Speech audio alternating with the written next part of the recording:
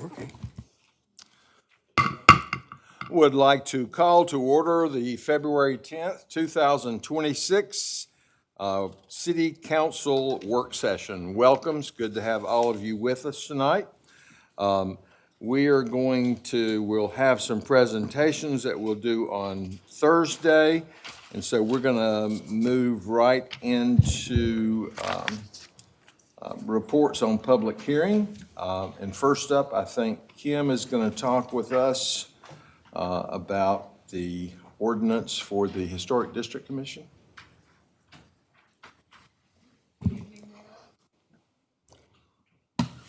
Good evening, Mayor, members of council, Ms. Kolchinsky, Mr. Payne, and Ms. Jenkins.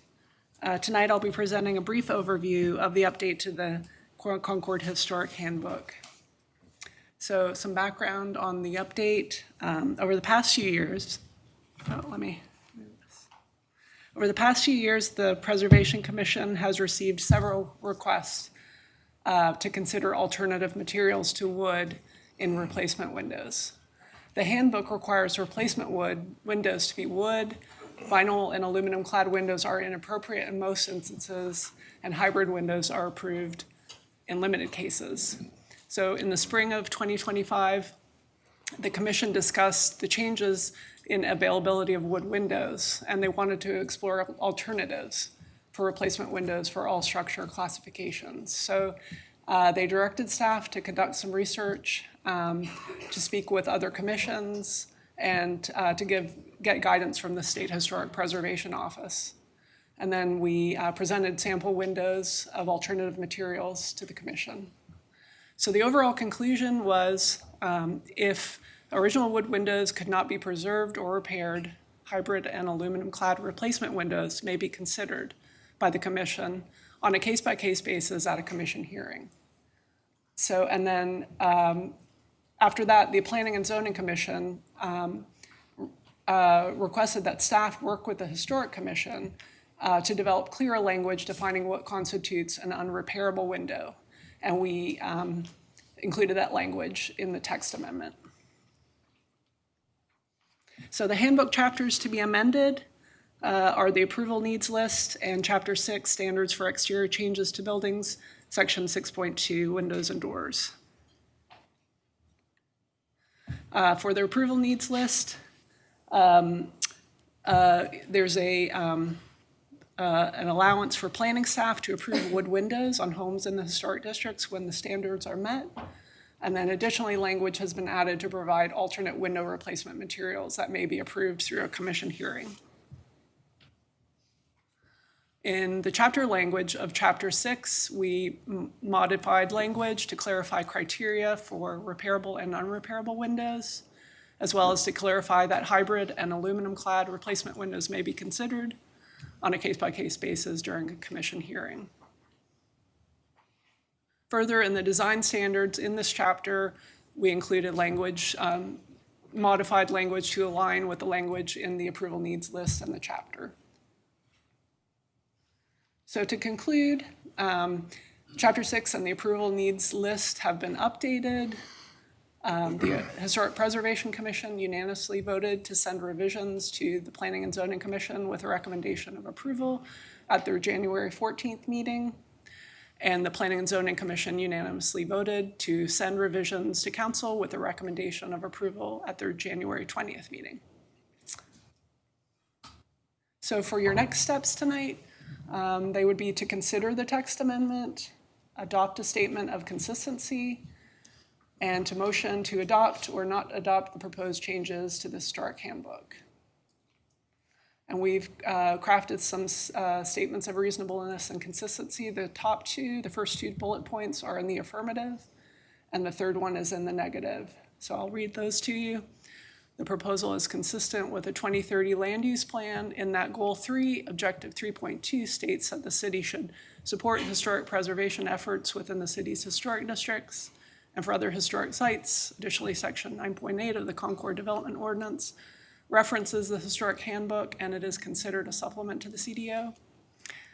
Bullet point 2, the proposal is reasonable in that it provides updates and clarifying language to the Historic Handbook which serves as a supplement to the CDO and as a guide and reference manual for the Historic Preservation Commission in their deliberations. Or number 3, or bullet point 3, the proposal is not reasonable as it does not provide updated and clarifying language to the Historic Handbook, which serves as a supplement to the CDO and as a guide and reference manual for the Historic Preservation Commission in their deliberations. So that's the end of my presentation tonight. I'll be happy to answer any questions you may have. Any questions for Kim?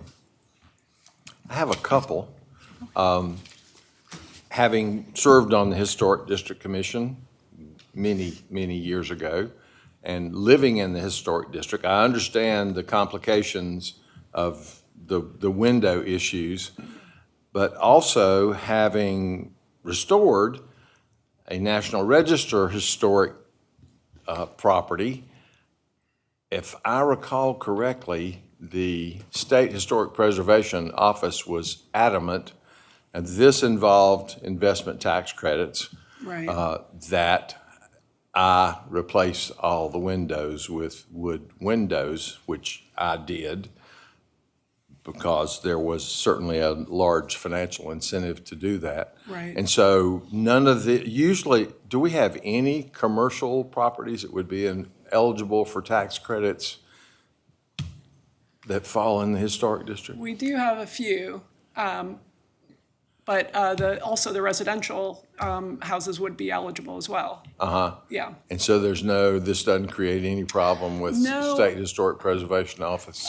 The Secretary of the Interior Standards for Rehabilitation, Right. which is what we use as a guideline, does say, when you replace historic features, the new features shall match the old in design, color, texture, and other visual qualities, and where possible materials. So it's Right. not necessary to replace in-kind materials. Right.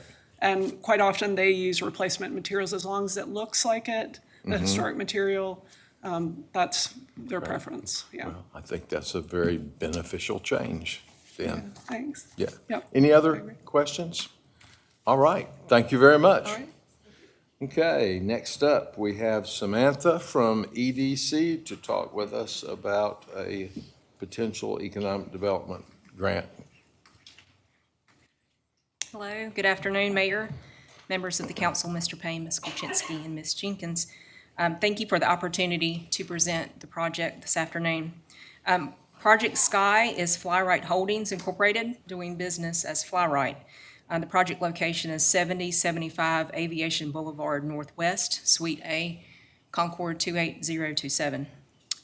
Flyrite offers flight training in FAA-approved full-motion simulators. Flyrite was created to serve the advanced training needs of professional and owner pilots. They first came to the Concord community in 2008 and moved into their current location in 2016. They currently have 6 simulators and would like to add a new jet simulator to increase business and employees here at the Concord location. They currently have 48 full-time employees and 22 part-time folks. Projected investment is estimated to be $9.5 million in personal property if they were to add this new simulator. They would also add 5 new full-time jobs with wages well above our current county average wage. The City of Concord grant analysis is based on the estimated $9.5 million projected investment. The company is asking for your consideration of a 3-year, 85% economic development grant.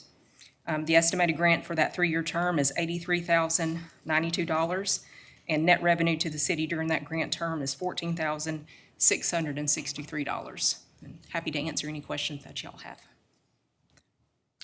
Any questions for Samantha? Just one comment. In 16, didn't we grant them an incentive way back then? Yes, Okay, and that's over with now.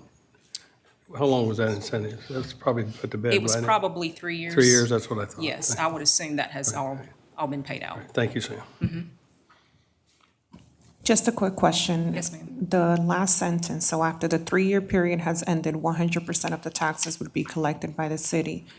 It's that after the 14,663 for 3 years and then, Yes, so you would net 100% of that after the grant term ends for year 4.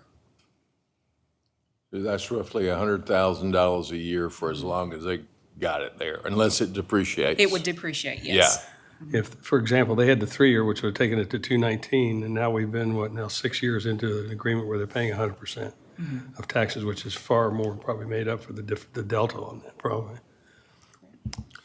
am I correct that they operate facilities in other locations as well? They don't, there was an opportunity that this simulator could have been at a partner location in another state. But this is their only simulator training facility. Right, so, but they did have some other options. Yes, you're Yeah. correct.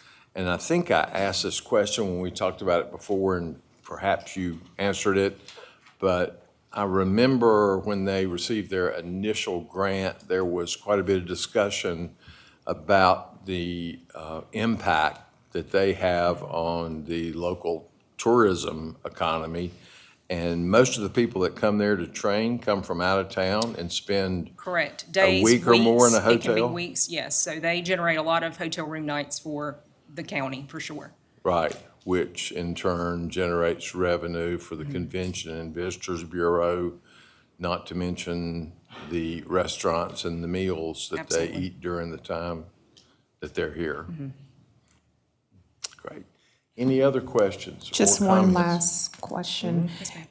When we spoke about this last, and I just forgot the number, the average salary for those 5 employees that are gonna be here. Yes, that is, it's over 100,000, it's 127,000. And our average wage is currently right at 54,000. Great. Any other questions or comments? All right, thank you very much. Thank you all. Okay, I think Rayshawn is next up. Consider recognizing the Mills at Rocky River Homeowners Association. Good afternoon, Mr. Mayor, members of council, Mr. Payne, Ms. Kolczynski, and Mrs. Jenkins. Today, I'm here to request that the council consider formally recognizing a new neighborhood in our Partnerships for Stronger Neighborhood program. This program has been a priority for the mayor, city council, and our staff since the year 2000. And currently, today, we have 82 officially recognized neighborhoods in the program, and 61 of those neighborhoods are considered active. The neighborhood that I'm recommending today is the Mills at Rocky River. It is in the council district number 7, right near Rocky River Road. The subdivision has over 850 single-family homes, and they also have a fully active HOA board that meets every month and open to the community. And after they've completed all of their application requirements, the Mills at Rocky River is requesting to be considered and formally recognized in our program. If approved into the program, the city would have a total of 83 recognized neighborhoods, and that would bring us to 62 active neighborhoods in the program. Today, I have Paige Johnson. She's the community manager here, if there's any questions that you have about the community specifically. Great. Thank you. Okay. Council, any questions on this item? Sounds like good news to me. Thank you. Great, thank you. Okay, next up, consider a resolution of intent to schedule a public hearing on the matter of closing the right-of-way at Burridge Road and Old Salisbury Concord Road. And I think Fred's going to talk about that. Yes, sir. Good afternoon, Mayor Morris, members of council, Mr. Payne, Ms. Kolczynski, and Ms. Jenkins. The item before you is the first of 2 right-of-way closure applications for your consideration this afternoon. The right-of-way in question is an unopened and unimproved, approximately 50-foot wide area located near the Burridge Road and Old Salisbury Concord Road intersection, as highlighted here on this particular slide. The area of closure has an area of approximately 37,026 square feet, and planning's plat research indicates that the right-of-way was originally a part of a planned subdivision that was never subdivided or never divided. Rocks Properties LLC, TC Resources LLC, and Grace Global Methodist Church Incorporated each own a portion of the land that's immediately adjacent to the area of closure, and each property owner will receive a portion of the right-of-way being abandoned. This next slide is a picture shown from the Planning Department drone with the approximate closure area shown in the red cross-hatched area there to the left side of this particular picture. And just to recap the request, the petitioners for this right-of-way closure request are the adjacent property owners that I'd mentioned previously. The area of closure is, again, unimproved and wooded and consists of approximately 37,000 square feet, 37,026 square feet. Additionally, council should be advised that there are no utilities present in the area of closure, and planning staff did not receive any objections to the request from any of the other reviewing departments. Pursuant to North Carolina general statutes, each petitioner has been briefed on their ownership requirements and the impacts of this particular closing. Regarding council's next steps, council is to consider adopting a resolution to set a public hearing for March the 12th. And if adopted, staff will conduct a public notice in accordance with North Carolina general statutes, which includes mailing the resolution via certified mail to all adjacent property owners, posting signs on the property, as well as running ads in the local newspaper. I'll gladly answer any questions that the council may have at this time. So that rather large wooded parcel that this goes to, I'm assuming one of these parties you named are the owners of that That's property? correct. Yes, sir. Yeah. Several of them, they're all adjacent to the area shown there in red. I can't tell you which one's which right now, but I know Right. Rox owes Rox LLC pretty much as the lion's share of those, that Yeah, area. and it looks, is that a right-of-way for them also on the other side? Look, the white lines? Oh, that's We'll be the talking next about that item one we're next. gonna- Yes, sir. We're gonna talk about, okay. Yes, sir. I guess I'm just curious, it looks like that's gonna leave a pretty substantial plot landlocked. Well, there's a plan for the future of this lot to be developed by the Global Methodist Church. Okay. It would be a church site. So they're trying to recombine or get these rights of way closed, get the parcels aligned, and recombine as Gotcha. needed for future development plans. Okay, and the church is in the former Farm Credit That's Bureau correct. office? Yes, sir. Great. Yes, sir. Thank you. You're welcome. Any other questions, comments? All right, I think you got the next item as well. Might as well stay here, correct? All right. Good afternoon again, Mayor Morris, members of the council, Mr. Payne, Ms. Koczynski, and Ms. Jenkins. The item before you is, again, another right-of-way closure application for your consideration. The right-of-way in question is, again, an unopened and unimproved 50-foot wide area located north of the Burge Road and Old Concord Salisbury intersection, as shown there and highlighted on this particular slide. The area of closure has an area of approximately 33,715 square feet. And like the previous petition, the right-of-way was originally a part of a planned subdivision that was never divided. Rox Properties LLC and A Day in Paradise LLC each own a portion of the land immediately adjacent to the area of closure, and each property owner will receive a portion of the right-of-way being abandoned. Again, there's another drone slide with the approximate area of closure shown with the red cross-hatched area and located on the right side of this particular slide. Just to recap this request and to provide some additional details, the petitioners for this right-of-way closure request are the adjacent property owners, as mentioned previously. The area of closure is unimproved and wooded and consists of 37,715 square feet.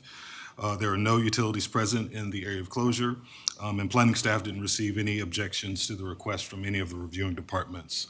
Again, and as always, pursuant to the North Carolina general statutes, each petitioner has been briefed of their ownership requirements as well as the impact of the closure on their property. Once more, and regarding council's next steps, council is to consider adopting the resolution to set the public hearing for March the 12th. And if adopted, staff will conduct a public hearing, public notice in according to North Carolina general statutes, including mailings, sign postings, as well as running ads in the newspaper. I'll gladly answer any questions the council may have at this time. Questions for Fred?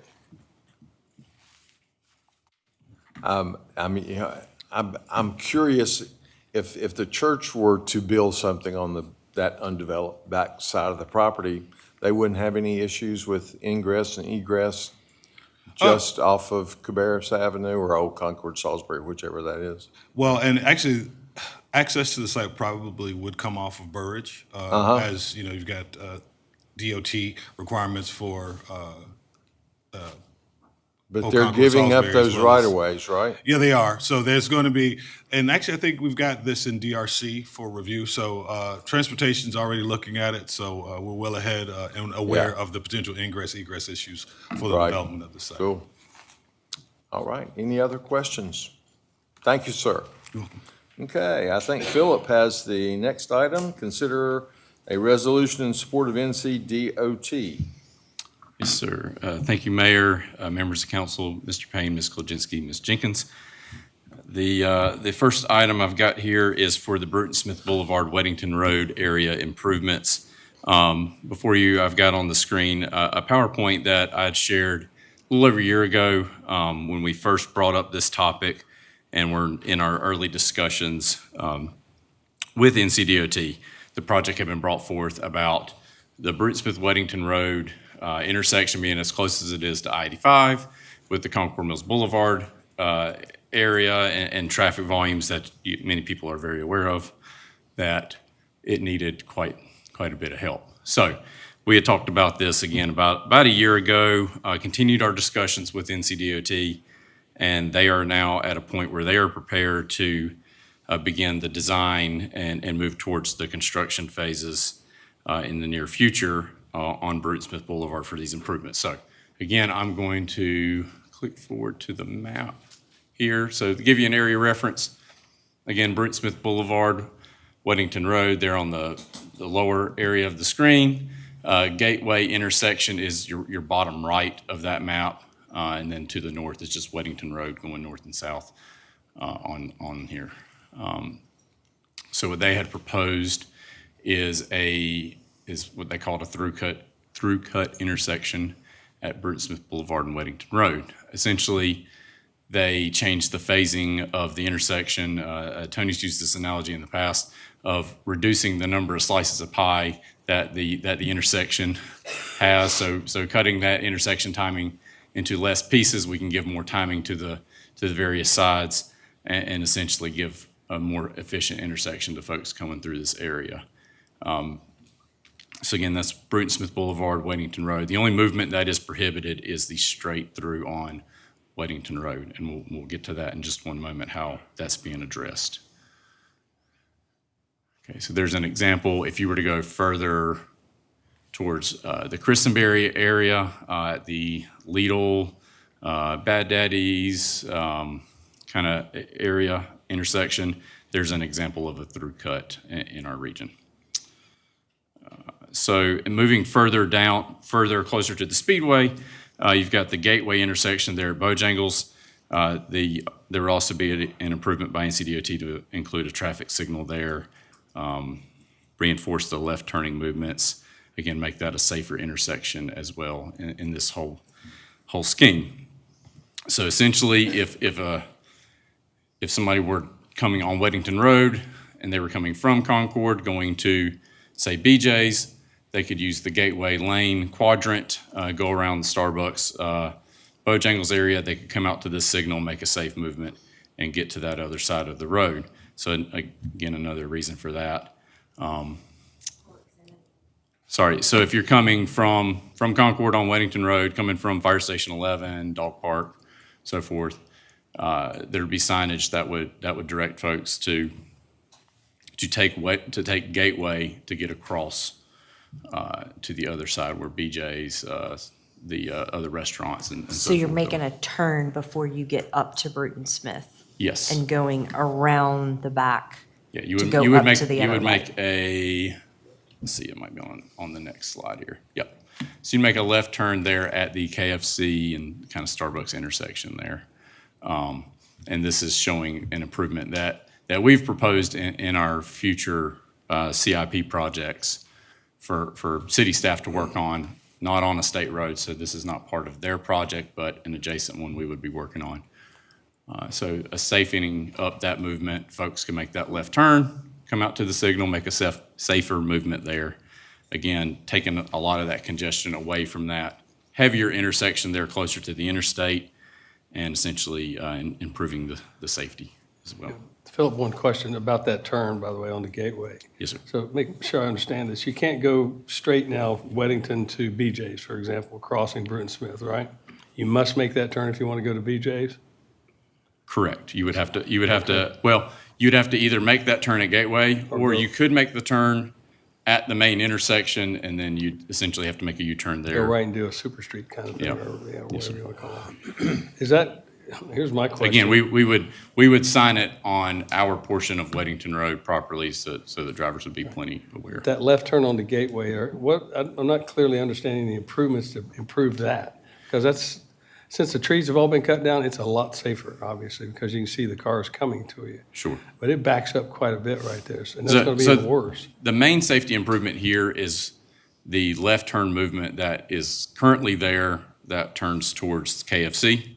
Is removing that from this intersection because it's so close to Weddington Road, or not Weddington Road, Bruton Smith Boulevard on Weddington Road, that it was essentially jamming up that intersection, main intersection. So we're sending those folks further to the next Gateway intersection, where we would be proposing a signal, again, from the city's project. So 2 projects in one. The resolution is just for the state portion on Bruton Smith Boulevard. I know that's part of the confusion of this. The state is going to do theirs in a silo of their own. We can do the 2 projects separately.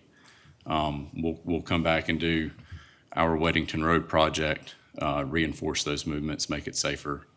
Again, the signal at the other Gateway intersection, and improve pedestrian crossing. A lot of pieces to this one. So Are you going to the, do those in conjunction with each other? so we don't want to say this correctly. We don't want to wait on each other to do our projects, and this is in our proposed CIPs right now. Okay. From what we understand from DOT, they have the funding. They're prepared to start working on this project from a design standpoint, and then move straight into construction. They have a rule of thumb now that any intersection projects they do within cities, they need a resolution that says we're essentially supporting okay it. with that. Okay.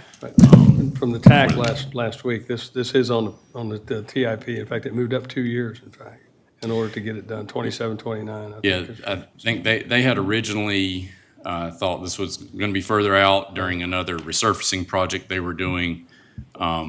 But they've identified those funds, so they were able to go ahead and speed that up and get moving on it. Any other questions? All right.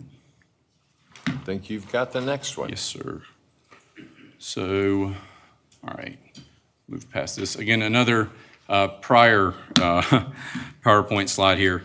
Back in July, City Council supported our application with the CRMPO to improve the intersection of Rock Hill Church Road and Weddington Road near the West Rock Coffee, Cabarrus Country Club area. And we went to the CRMPO. We asked for surface transportation program funding, which was an 80-20 split, to improve this intersection to a roundabout design. And that is shown there. There's a rough rendering of that. Our staff, since that approval through the MPO, since the funds have been assigned, our staff have begun the design internally as a way to help stretch the dollars more on this project. Engineering departments helped us with the surveying, identifying the right-of-way. Our staff have begun the design process there. And so this application that we got approved for, and now we have the municipal agreement that we need your blessing for, is to designate the project as a $3 million project, which would be $2.4 million from the Federal Surface Transportation Fund, and then $600,000 from the city's Transportation Project Fund. So that's an 80-20 split again. It is currently in our CIP. It's in our current fiscal year. It's already allocated there in the budget. So again, this would be to enter into that municipal agreement with the state that says we commit to that $600,000. It also, as a typical NCDOT agreement, would say we are responsible for anything over that original estimate. happy to take any questions. And right now, you're comfortable with that number, right? Because Yes, we sir. didn't, that wasn't the same on the right, Yes, of sir. course. And again, part of this is we're the ones designing this project. Right. So as we move through it and if we see things are escalating through that, we can make those design adjustments and work with DOT ourselves.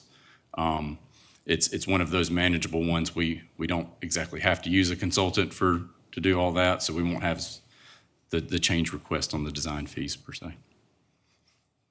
Happy to have capable staff that are able to do these. I have one question, Philip. What would you say if by chance we get a phone call about, because a lot of people don't like roundabouts, okay? Some do. Some do, some don't. We usually get calls from the ones that don't, right? Sure. And this intersection is a pretty well-used, I know I Yes. use it probably daily. From your professional opinion, if somebody calls me and they say, why did the city do this, right? Can you talk about from a safety perspective, I mean, other than like if you've driven that intersection, you know why. But Sure. just, how would you term that? Sure. So it's two things. It's more efficient and it's safer. So kind of starting with the efficiency, there's what feels like an unnecessary stop movement from that T intersection. And it's always kind of looked like a roundabout, just has the triangle shape in the middle of it. From a safety standpoint, roundabouts, your conflict points are more of a side swipe movement, if you will, and there's less conflict points around it than a T intersection. T intersection, you're having to cross paths, so you've got a more dangerous, T-bone type crash. But yes, you've calmed traffic on what's become a major road, and as we're aware, there's the future state project of the Union Cemetery that will align to this area. So this is kind of going at the same time, be slightly in front of their finished dates for their project. So we'll have that traffic calming in place on our more residential area going towards the schools and going that direction. Another excellent point. Right. Yep. Yep. And this will be single lane all the way around? Yes. Right? Yes. I have a question. ma'am. Do you anticipate having to get right-of-way acquisitions from the surrounding? There is going to be some right-of-way, particularly that property that's kind of in the triangle portion to the left. I believe that's the name just forgot me. Is that the atrium The facility? atrium facility there, yes. I think there's a little bit of property there, and then there'll be some easements from these, the residents to the right. But for the most part, the residents there will be actually lengthening their driveways, and we're working on tying those in properly right now to give them the best access, safest access possible. So that's part of the creative design process, I think, that our folks in right now is how do we give them the best situation at the end of the day there. And we'll be in communication with them as we move through this. We will not need right-of-way in the current design that we've noted on the Cabarrus Country Club side. Thank you. Yes, ma'am. Okay, any other questions or comments? All right, thank Thank you. you. Next up, Farmwood Boulevard Culvert Replacement, Jeff. All right, good afternoon, Mayor, Council, Mr. Payne, Ms. Kolchinsky, Ms. Jenkins. Item 6 is a construction contract with Birdsall Excavation and Construction for the replacement of our Farmwood Boulevard culvert in the amount of $1,284,818.18. The Farmwood Boulevard culvert was identified many years ago as part of our stormwater master planning project as being hydraulically deficient. If you know anything about this road, it's the one-way in and out to Wolf Meadow Elementary School. So there's some significant roadway passage requirements for that road for public safety reasons. So we opened bids on the 15th of January, had 5 bids, got a very, very competitive price. This will be a new contractor for us. We did do a lot of vetting, and we were very happy with the recommendations from folks that are currently working with them and have worked with them in the past. So we're asking your approval to move forward with that construction contract with Birdsall. Any questions? Okay, I think you got the next one. All right, seeing as we're moving forward with construction, number 7 is a contract amendment with Armstrong Glenn. This is the engineering firm that did our design for that project. We are in the floodplain. There's some very specific requirements and work that has to be done, as well as geotechnical work and daily inspections that we need to do. So we are asking for a contract amendment with Armstrong Glenn. We included the scope of work in there, and that total amount is $108,916.50. And as noted in the item earlier, we do have enough money in that project account to handle both of these expenses. So, Any questions on that one? All right, thank you, sir. Okay, next up, approving, correcting a mistake is the way I would interpret that, and Valerie's going to lead us through that one. I think that's a very valid interpretation. So back in 2019, the city agreed to act as a conduit for some bond financing for the Coleman Mill project to revitalize that historic mill and provide affordable housing units. It's 144 affordable housing units. That financing went more or less smoothly and was completed in 2024, and so all of that piece has been done, the conduit financing. As part of that transaction, the city received $300,000 in bond issuance fees. At some point in there, the developer of this project asked if the city would consider granting those fees back to them in furtherance of the financing of this project. And City Council agreed to do that and approved that grant in June of 2020. For reasons that no one can explain and we can't find any documentation of, this was put back on the council agenda in December of 2022, and the grant was converted to a loan. The developer has communicated that this was done in error and has asked that this grant be reinstated. So that's why we're back here today. So it was not city money to start with Correct. that was granted back to them, and it's not going to have any financial impact. Now it's just directing it the right way. That's correct. Yeah. Okay. Any other questions, comments? Very good. Thank you. Okay. Is there a reason it was like mistakenly made as a loan? Did somebody think that was right, but then the developer said, no, that's wrong? Yeah, we just really don't know. When it was converted to the loan, that was on the consent agenda. So that's why I put it on the regular agenda this time, so that we would have, Leslie's gonna record me and we're gonna have all of the information that for if something comes up in the future. But we just don't know. My guess, and I have a guess, is that there was some conversation probably between the planning director at the time, which was Steve, and the developer, that was a miscommunication of some sort, or, maybe there was some thought of doing this and then he didn't really want to do, we just don't know. We just don't know what phone conversations or, over lunch at two gals, what they talked, we just don't know. Exactly. And that's what I think it is, some sort of miscommunication thing. Okay. Any other questions? Thank you. We'll move to item 9. I think Alex is going to address this one. Consider authorizing to negotiate and execute a contract to supply new servers. Yes, sir. Good afternoon, Mayor, members of council, Mr. Payne, Ms. Kozinski, and Ms. Jenkins. The request before you today is for a system upgrade to our electric SCADA system. This SCADA system is what runs our entire electric grid, and the existing servers we have were installed in 2011, making them 15 years old.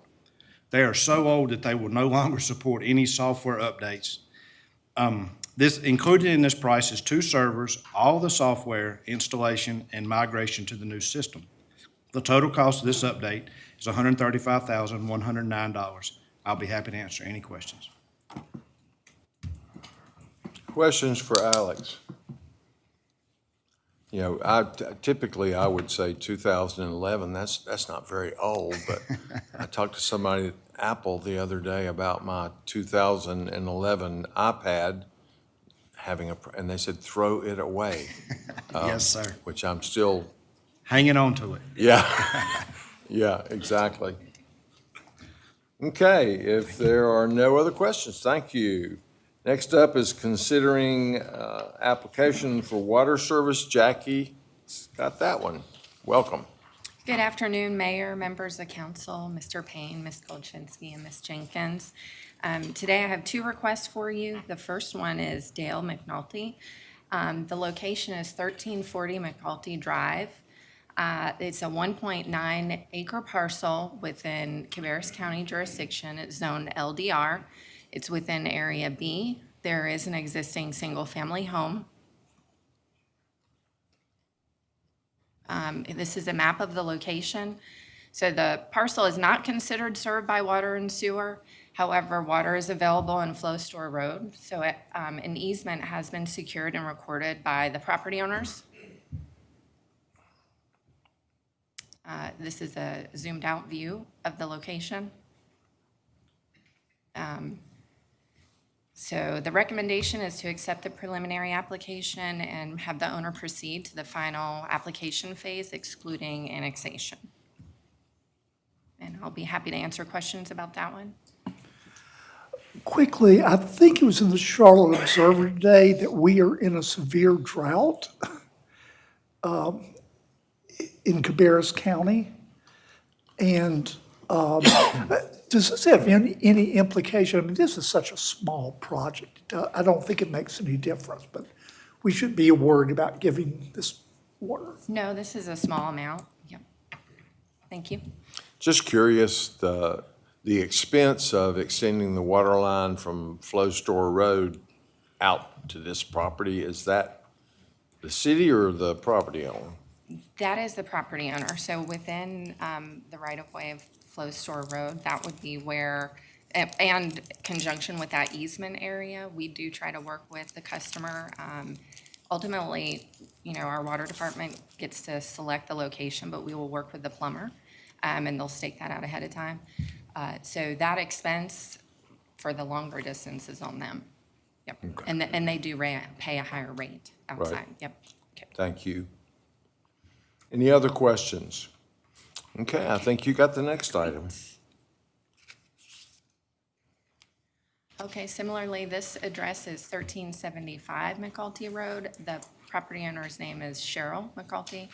1.54 acre parcel, also LDR, Area B, and there is an existing single-family home there as well. So this is at the end of the private road, and another easement has been recorded and secured by the property owner.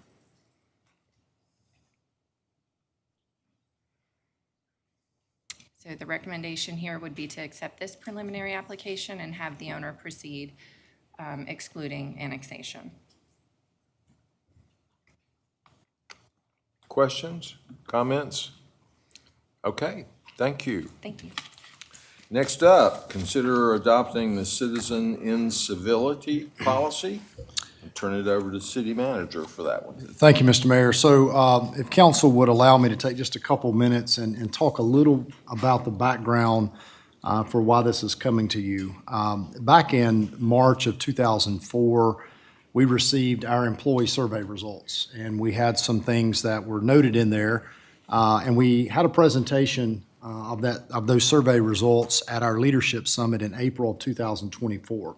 Our Leadership Summit is our annual event whereby we gather all of our supervisors in the city and have leadership training for about a half a day. And so you're talking anywhere from 200 to 225 city staff members that are there at that summit. So we furthermore discussed that at our department head meeting, which is our monthly meeting of our senior staff of the city. Roughly 25 folks are at those meetings each month. So we discussed that in May and June of 2024. A lot of discussions with myself and the assistant city managers, and I developed a volunteer employee work group to kind of take a deeper dive on the entire survey itself. And so that group of employees, not supervisors, but employees throughout the organization, met in November and December of 2024 and also January of 2025. And so from that work group came and presented back to the senior leadership at our department head meeting in February of last year. And so following that, I emailed out to all city staff what those ideas from the work group had generated. So those ideas were again discussed at the March department head meeting of last year. And so as a follow-up, our annual leadership summit came up in April of last year. We had presented the full survey the previous year, and so we kind of did a deeper dive on those, what we call hotspots or issues that came back from the survey that we needed to work on. And I think at that time, I'd sent that information out to council and let you knew what that was at the time. And so at that leadership summit, we broke out into groups on those hotspots and talked about, with the supervisors present, the things that we could possibly do to kind of address some of those areas of concern that had came up in the survey. And so without a doubt, I would think the most pressing item that came up was we needed to have some sort of policy procedure to address citizen incivility.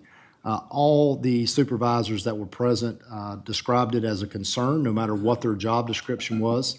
And so from that meeting, again, that was April of last year, from that, I assembled an employee volunteer work group, again, another group of city staff members to develop this citizen incivility policy draft. And so that initial meeting was last June. So we've been at it now for well over a year trying to address this. And so at that meeting in June, we had 17 employees that were present, representing most of the city departments. I provided some intent to that group, and then I got out of the way and said, I want y'all to discuss, and I didn't want them to feel like they couldn't, speak freely amongst each other. So I moved out of the way. That group met 8 times, all the way up until October of this past year, at which time they provided a presentation to me on what they had collectively come up with. And so then they came at the November senior staff meeting, or the department head meeting, and presented what they had put together and what they had presented to me. And so we discussed that again at the December department head meeting. Following that meeting this past December, I sent that out to all the city staff, all the city employees, and asked for their feedback. And over a period of about 3 or 4 weeks, they did provide some feedback to me, which I took and discussed with the assistant city managers, and we finalized what you saw in your agenda packet. So again, I know that's a lot of information, but just to show you the amount of staff time and staff opportunity across the entire city that had a hand in putting this policy together. So legal has reviewed the policy as well. So just some kind of overarching comments about citizen incivility. So certainly it's a highly talked about issue across the United States. I have assisted the School of Government, UNC School of Government, on multiple occasions with presentations in the state of North Carolina and elsewhere across the United States. So we are indeed public servants, but we're also human. While we're not perfect and we make mistakes, there's no place for disrespect or demeaning behavior towards staff from the public. We don't always agree, but there is an appropriate and constructive manner in which to have those conversations. I humbly request council on Thursday night consider the adoption of this policy to further enhance your support of the men and women who serve our community each day. Your approval sends a strong message to our staff of your support while also allowing us to act if incivil behavior occurs in the workplace. Some training has already been developed by HR, and again, with your approval on Thursday night, additional training will be developed to train our staff on such things as de-escalation, scenario-based training, determining what is and is not incivil behavior. Furthermore, if approved, our sign shop can internally work to produce the signs that you saw on the last page of the draft policy. So at this time, I'd be happy to take any questions you may have on the proposal or the policy that's in front of you. I just want to say thank you for listening to your staff, reading through it. I mean, this seems almost common sense, but in our current caustic environment, to have something like this is absolutely supportive of staff. So thank you for pulling this out. Other questions or comments? I think the league has training even on this, don't they, Lloyd? Like they're doing, or- Yeah, and I think Dr. Alicia DeHart Davis from the UNC School of Government, she's doing an extensive amount of work on citizen incivility, the impact, what she's seeing of the impact on the employees in local government is tremendous. I presented with her at the League of Municipalities Conference. I presented right, at last the year. International Yeah. City County Management Association with her. She's doing a lot of deep dives on this. As a matter of fact, the North Carolina City and County Managers Association that I currently am the president of, we've just commissioned her to do additional work and provide training modules that cities and towns across North Carolina could have available to train their employees on. Here's what to do. Here's how you de-escalate a situation, whether it's in person, whether it's over the phone, or even as silly as it sounds, that in civil behavior you get an email for, because that comes as well. And so it's a really highly talked about topic. I imagine we'll see some more of that at the league conference later on Right. this spring. So. Thank you. Other questions or comments? You know, I applaud you as well, and I think that, you know, there are certain behaviors that we would never tolerate towards citizens, and so I think to have that equal respect back, we owe that to our employees that are serving all those folks. Okay, if there are no other questions or comments, next up is consent agenda. You see a number of items on there. I have not heard from anybody, any questions or desire to pull any of those items off. So as close as I can determine, I think that completes our business, and we will stand adjourned. And we do not have need of a closed session tonight. Yes. On Thursday, we do have a photograph immediately following council meeting. So, thank you all. We stand adjourned.